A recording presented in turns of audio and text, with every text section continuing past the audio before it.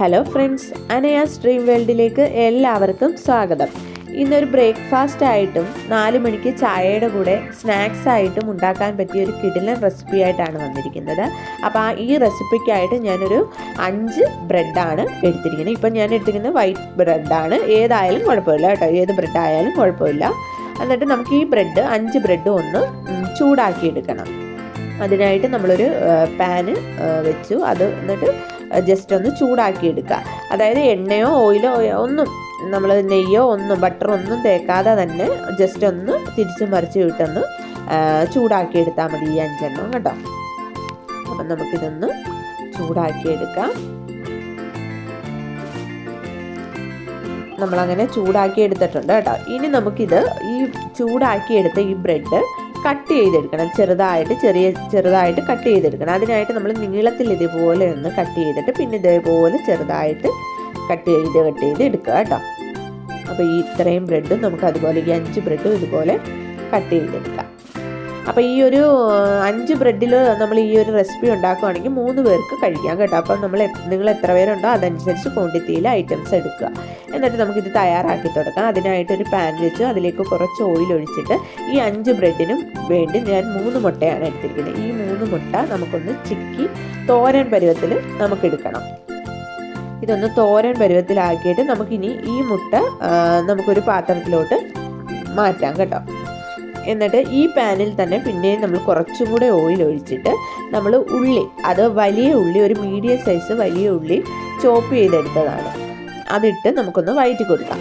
എന്നിട്ട് ഇതിലേക്ക് നമുക്ക് പെട്ടെന്നൊന്ന് വാടി കിട്ടാൻ വേണ്ടി കുറച്ച് ഉപ്പും കൂടെ ഇട്ട് കൊടുക്കാം. എന്നിട്ട് നല്ല രീതിയിൽ തന്നെ ഇതൊന്ന് വഴറ്റിയെടുക്കാം. ഉള്ളി ഒന്ന് ഒരുവിധം വാടി വരുന്ന ടൈമിൽ നമ്മൾക്ക് ക്യാരറ്റ് ചോപ്പ് ചെയ്തത് ഇട്ട് കൊടുക്കാം. നമുക്ക് എത്ര ക്വാണ്ടിറ്റിയിൽ ക്യാരറ്റ് എത്ര വേണോ അതനുസരിച്ച് നമുക്ക് എടുക്കാം കേട്ടോ. അപ്പം ക്യാരറ്റും കൂടെ എടുത്ത് നല്ല രീതിയിൽ ഇത് രണ്ടും കൂടെ ഒന്ന് വഴറ്റി വാടി വരുന്ന ടൈമിൽ നമുക്കിതിലേക്ക് മസാലയ്ക്ക് ആവശ്യമായിട്ടുള്ള പൊടികൾ ചേർത്ത് കൊടുക്കാം. അതിനായിട്ട് നമുക്ക് 1/4 സ്പൂൺ മഞ്ഞൾപ്പൊടി, എരിവിനാവശ്യമായിട്ട് 1/2 സ്പൂൺ മുളക് പൊടി, garam masala 1/2 spoon, chicken masala 1/2 spoon, എന്നിട്ട് ടൊമാറ്റോ സോസ് അത് ഒരു 1.5 സ്പൂൺ ടൊമാറ്റോ സോസും കൂടെ ചേർത്ത് നല്ല രീതിയിൽ ഇതൊന്ന് വഴറ്റി കൊടുക്കുക. നല്ല രീതിയിൽ ഇതൊന്ന് പൊടിയുടെ പച്ചമണമൊക്കെ മാറി ഒന്ന് വയന്ന് വരുന്ന സമയത്ത് നമുക്കിതിലേക്ക് ഇനി തക്കാളി ചേർത്ത് കൊടുക്കണം.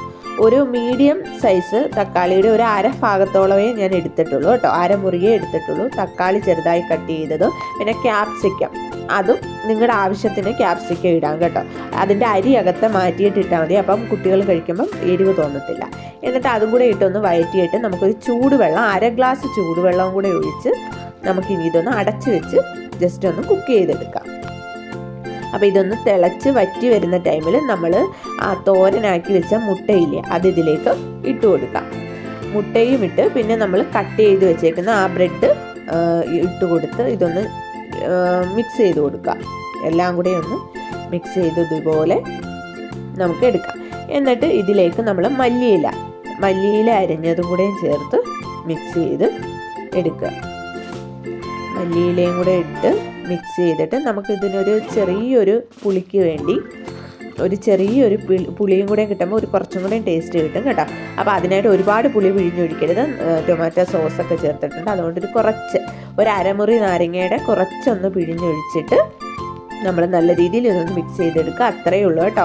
സിമ്പിളായിട്ട് നമുക്ക് പെട്ടെന്നൊരു വെറൈറ്റി റെസിപ്പി ആയിട്ട് നമുക്ക് തയ്യാറാക്കാൻ പറ്റും. അപ്പോൾ കുട്ടികൾക്കൊക്കെ ഇത് ഇഷ്ടപ്പെടും. എപ്പോഴും ഒരേപോലെയുള്ള റെസിപ്പി ഉണ്ടാക്കാതെ ഇതുപോലെയൊക്കെ ഒന്ന് ട്രൈ ചെയ്ത് മക്കൾക്ക് കൊടുക്കുക കേട്ടോ. അവർക്ക് തീർച്ചയായിട്ടും ഇഷ്ടപ്പെടും.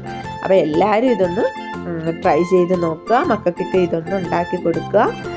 എല്ലാവരും അഭിപ്രായം ഒന്ന് കമൻറ്റിലൂടെ ഒന്ന് അറിയിക്കുക, ലൈക്ക് ചെയ്യുക. ഫ്രണ്ട്സിനൊക്കെ വീഡിയോ ഒന്ന് ഷെയർ ചെയ്ത് കൊടുക്കുക. നമ്മുടെ ചാനൽ ആരെങ്കിലും സബ്സ്ക്രൈബ് ചെയ്യാതെ കാണുന്നവർ ഒന്ന് സബ്സ്ക്രൈബ് കൂടെ ചെയ്തേക്കുക. അടുത്ത വീഡിയോ കാണുന്നവരെ എല്ലാവർക്കും